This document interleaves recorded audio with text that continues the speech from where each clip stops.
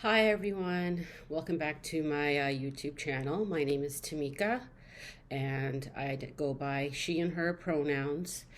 And I want to say something about saying that because I want to recognize that it's so important to treat people with dignity, respect, and respect the person hood of that individual. So it doesn't have to be about something so calamitous and controversial when it comes to using pronouns. It's really just about being an ally and respecting the humanity because we are all for me as a Christian, as a practicing Catholic, human life is sacred. All human life is precious and made in the image and likeness of God. So I identify as an ally and as a support in recognizing that we're all unique individuals.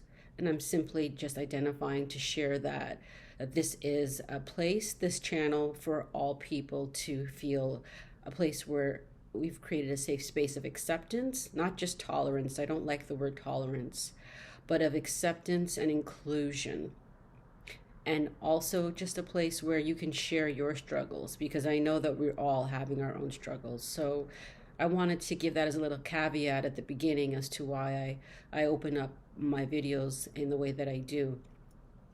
I wanted to share also and talk about today when it comes to accessing different kinds of referrals for your chronic pain treatment. One of the things you have to be mindful of, particularly right now, is recognizing that the backlog is ridiculous. You can have a backlog of several months up to a year or more. And that doesn't mean that your pain goes away in the interim. The other point that I want to share too is that it's important that you do your research in the sense of knowing, is that referral suitable for you? Now, one of the things I know that as Black women, we don't want to be perceived as being difficult. I think right now I'm in that category with some of my healthcare professionals because I have asked for either a second opinion, I've asked for different kinds of referrals, I have said that I do not want to be referred to this particular specialist or clinic. And as a patient, you should know it's within your right to do that. It's called informed consent. It's not just the healthcare providers giving you treatment and providing treatments to you and you're just passive. So, and in those moments, I know it is challenging because you don't want to be seen as the person that is constantly complaining, the person that's constantly fault finding, or that is not able to go along with whatever it is that they're recommending without having any input. Recognize that when we're talking about chronic pain, it is so unique and is so individual to each and every one of us that it's not a cookie cutter approach. And they might be pushing you in one direction, but you might need to push back to come back to center and recognize that you have to be at the center of this treatment. You have to be on board with it. You have to feel comfortable. So, for example, today I found out that a referral that was made by the hospital that I went to see a specialist at, Mount Sinai Hospital to be exact, the referral was rejected. Not Mount Sinai, they made a referral to another clinic, a pain clinic in particular. That referral was rejected. So I can take that of two ways. I don't have now a pain clinic that I can connect to and reach out to get help, or I can look at it as this is not the path that we should be on when it comes to my care and my treatment. We have to find another option. And you have to be active in finding that option. You have to use your voice to find that option as well. Don't just sit back and let the doctors be the one to tell you to go here, there, and over there, because that might not be the space for you. Just like there's not all the spaces are safe for us as Black women. Oftentimes, end up in these spaces and we are not treated with dignity. Actually, that's why I wanted to start off by talking about treating the individual, the person, with dignity.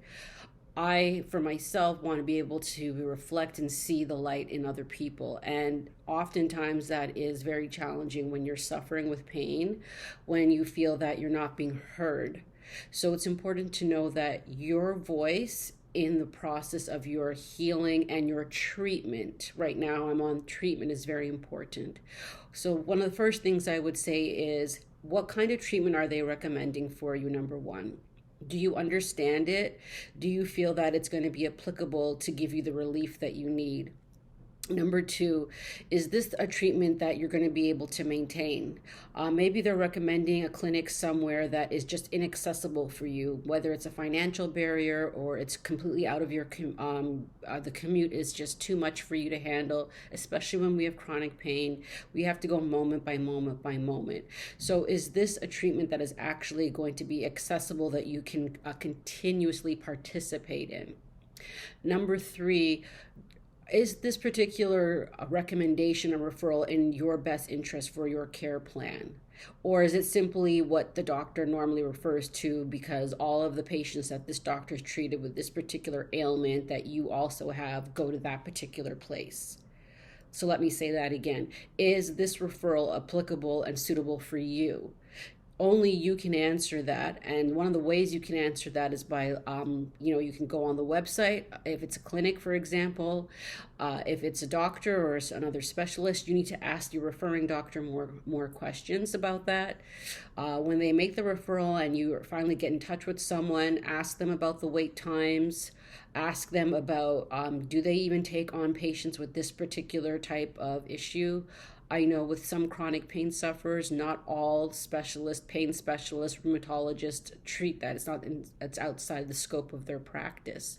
Those are the three keys that you need to remember. Number one, first of all, knowing what are you being referred to. Number two, is it accessible? Are you going to be able to maintain it? Number three, is that actual referral appropriate for you and for your condition? These are just some of the things that I have found to be helpful in my journey in terms of accessing treatment.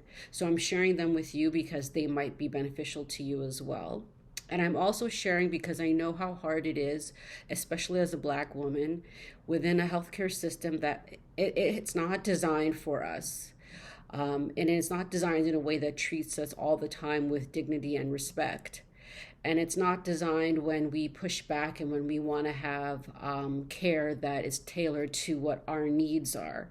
You have to remember that oftentimes you're just going to be one of how many patients that doctor, that practice is seeing throughout the course of the day, the month, the year. So as Black women, we have to know when it's okay to speak up and to use our platform and to use our voice. I use this as a platform to share with you my struggle and my journey. I don't feel disappointed today that that particular referral to that pain clinic was rejected, because that means that it's not for me. I can accept that. That's part of my faith, is being able to recognize when doors close, it's not always a rejection that you need to mourn. Or you need to recognize as a loss or feel completely snowed in and overwhelmed. But I've had those days too, believe you me. So I just wanted to share that with you, to know that as Black women, it's so important that we speak up, that we share our stories, that we are heard, that we are listened to. And even within the complications of the healthcare system, even with the backlog, and even with all of these wait times, your voice still matters. You still have a voice to use, and it's still care and treatment that you deserve to receive.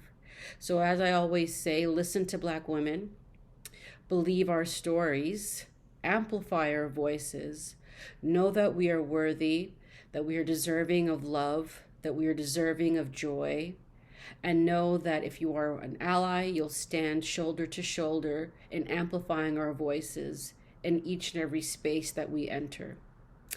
Thank you, everyone, and I hope you have a wonderful day, and God bless. Goodbye.